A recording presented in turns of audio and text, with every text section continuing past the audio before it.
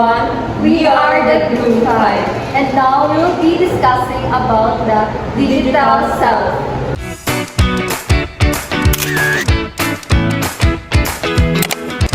Learning outcome, introduction to the digital self, self-presentation and impression management, impact of online interactions on the self, boundaries of the online self, and conclusion.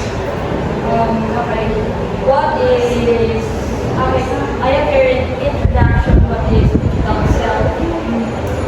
Prior to the turn of the 21st century, before the major social network sites, including Facebook and LinkedIn, were born, the average person does not have to be concerned about developing or maintaining an online or digital identity.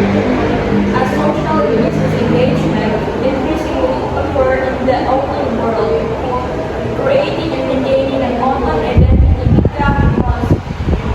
These online interactions make people increasingly aware of their digital self or that aspect of the self that they present in the digital environment.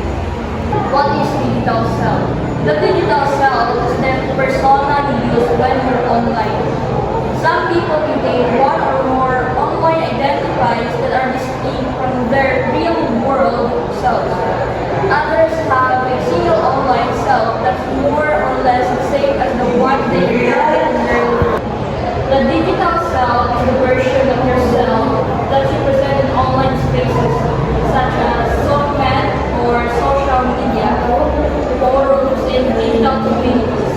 It includes the information you share, the way you communicate, the image you project, and even the behaviors and personalities you have when you choose to online.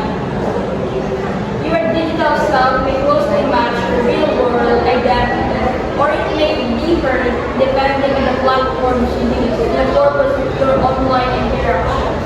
Undeniably, we are affected by the appraisals of others, whether these are obtained online or offline.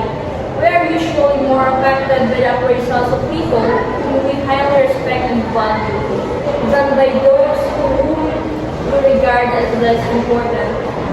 And the digital self, the launch of negative comments that can appear in a person's face can be overwhelming, that they cause distress to the person, regardless of who made them.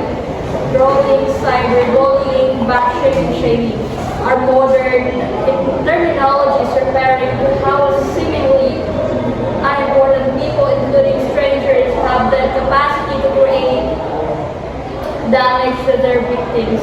In face-to-face interactions, rarely would one experience taking in a massive volume of bad evaluation from others. In the same way that rarely would people show hateful comments to others, particularly on random people. These bold behaviors, however, are quite present in the digital world and may stem from a disembodied environment that fosters the detachment of the self. Thus, some people feel free to do as they please with little thought of the consequences of their actions, including the damaging effect that they may cause on other people.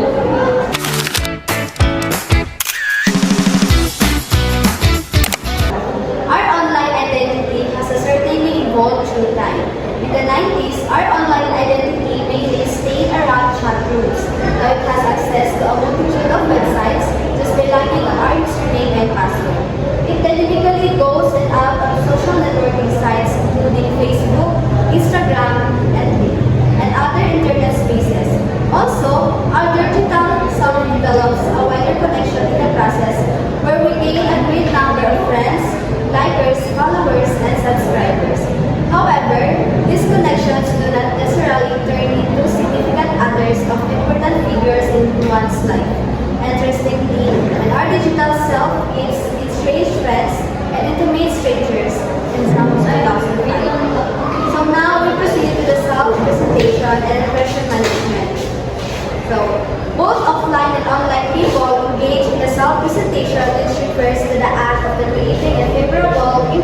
or the desired image to an external, others, and internal self-audience, Myers-Briggs 2017. However, selective self-presentation is more than intense to the internet, in which online users carefully decide what aspect of information about themselves they will share and when, by Gonzalez and Hancock 2011. So self-presentation refers to how we choose to show ourselves to others. It is the process of creating a favorable image so that people will see us the way we want to be seen. We do this both offline, face-to-face interaction, and online, such as on Facebook, Instagram, and other social media platforms. According to Myers-Briggs 2017, self-presentation is directed to two types of audience, which is internal audience. This is with the other people, and internal audience, which meaning the ourselves, meaning how we want to see and define ourselves. However, online self-presentation tends to be more selective. This means that we carefully choose what to show and what to hide. For example, many people only post the good parts of their lives, such as their outfits, like OOTD, traveling to nice places, eating in fancy restaurants, and celebrating with friends. Because of this, social media often shows a highlight reel rather than a personal real everyday life. The most social media accounts feature only the exciting and pleasant details in persons' life, like places they travel, their outfit of the day, fancy restaurant they dated, etc.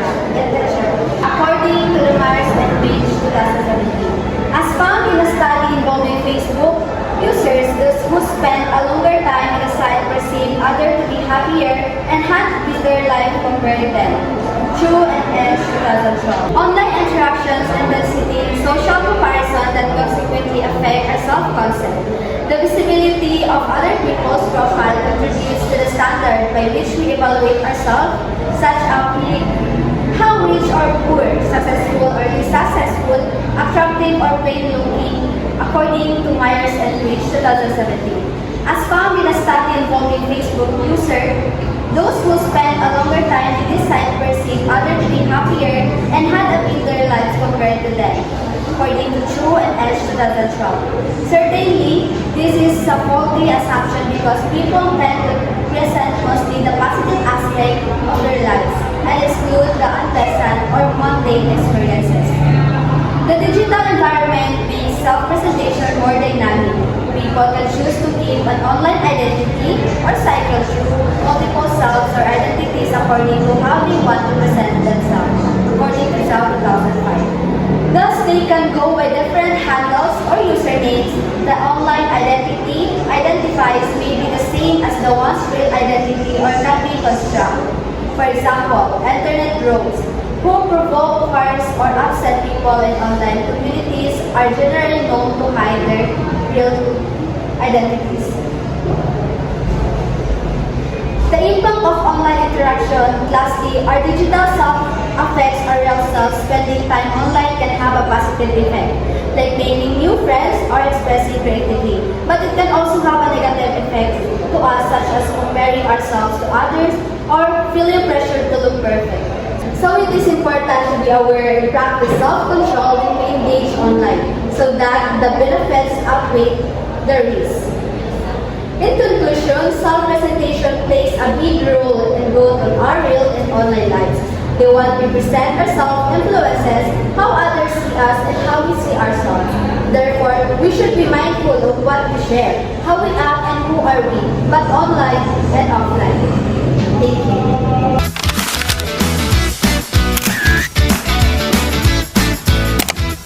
A different environment makes self-presentation more dynamic. People can choose to keep one online identities or cycle through multiple selves or identities according to how they want to present themselves. Shaw 2005, those they can go by different handles or users' names. The online identity or identities may be the same one's real identity or can be constructed. For example, internet trolls who provoke quarrels or upset people in online communities are generally known to hide their real identities. Online people can show different versions of themselves using real or fake identities. Some like trolls hiding what they are really. Next, the impact of online interaction on the self. The digital self is not completely separate from our real self, such as that our online interaction can impact our actual well-being. Our engagement online have been shown to produce both positive and negative effects to individuals. Our awareness, self-control, and regulation and our individual personalities can work together in order that the benefits outweigh the risks as they engage with the online world. Our online real-life selves are connected, so what we do online can affect our well-being. Being online can help us or harm us depending on how we use it. And also with awareness, self-control, and understanding of our personalities, we can make sure the benefits of being online are greater than the risks. Next, the positive effects of online interaction are the seen in their psychosocial and educational benefits. Some evidence point to the enhancement of social relationship, improvements in communication, and greater sense of well-being. Wood, Bukowski, and Lees, 2006.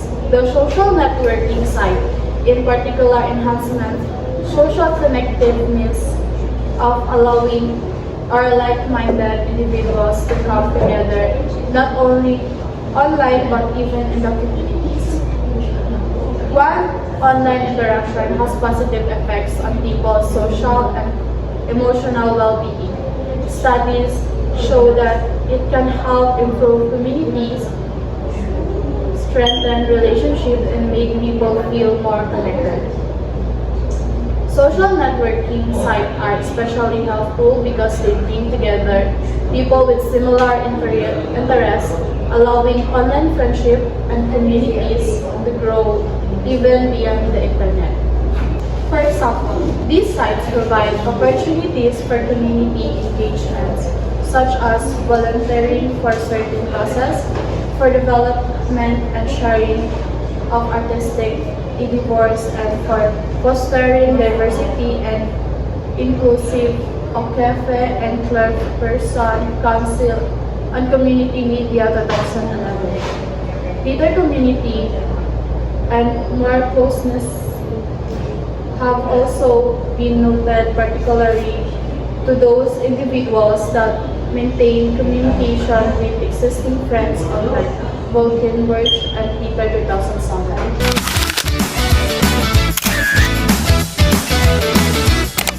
Additionally, these online interactions improve people's emotional well-being by decreasing loneliness and providing emotional relief. Certain studies also indicated that active social media users who updated and viewed only their profiles have greater self-esteem. Further, our online activities have educational benefits by fostering learning about the world and multiculturalism. Online interactions and emotional well-being, ang paggamit ng internet ay nakatulong para bumaba ang loneliness at mabigay ng emotional relief. May mga pag-aaral din na magsabi na kapag active ka sa social media at nag-update ng profile, mas tumataas ang self-esteem mo. Bukod pa dito, may educational benefits din ang online activities dahil mas madali kang matuto tungkol sa iba't ibang kultura at sa mundo. Aside from the psychosocial benefits, online activities enhance educational opportunities where students connect with other for homework or group project and are able to obtain learning tools. While there are documented benefits of being active in the online world, there are also negative effects. Among these are cyberbullying, misunderstandings, unwanted contact, and unintentional disclosure. While using the sites, parents are also worried of of potential exposure of their children to inappropriate contents and sexting.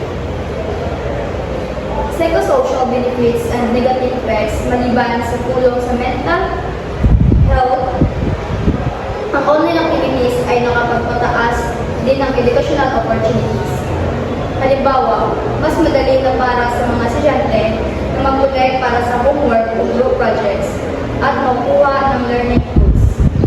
Pero hindi lang puro positive ang online world.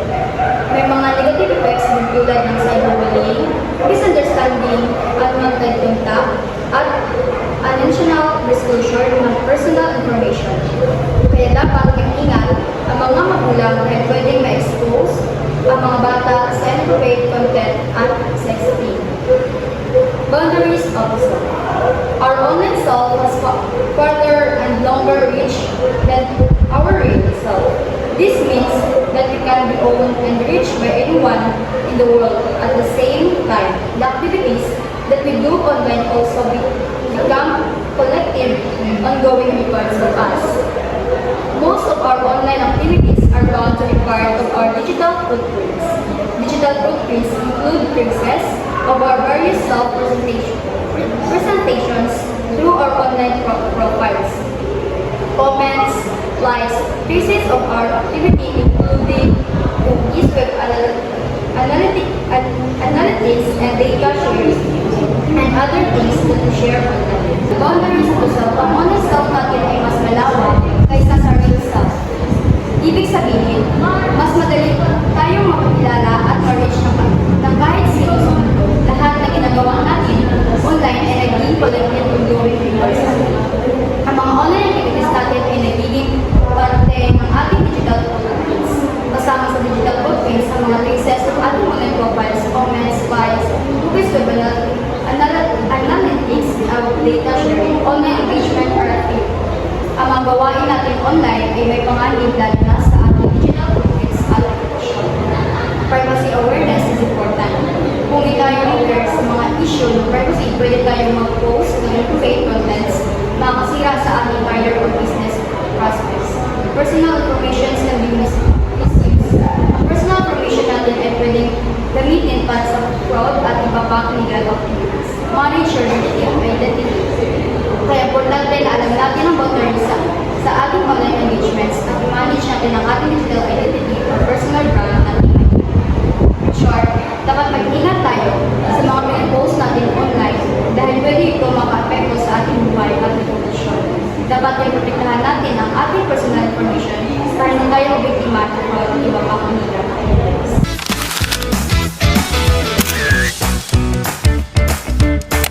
In conclusion, the digital self is the version of ourselves that we create and share in online spaces.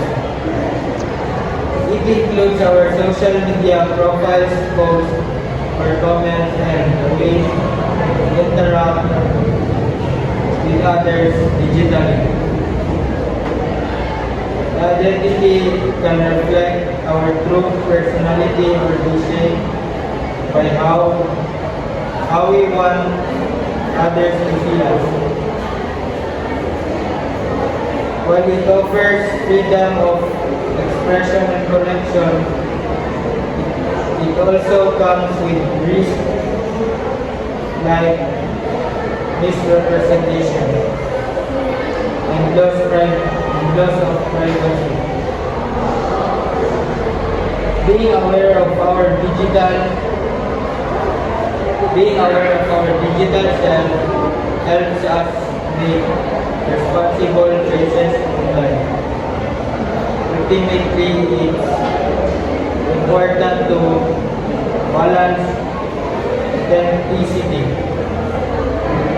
with caution as we navigate the digital world.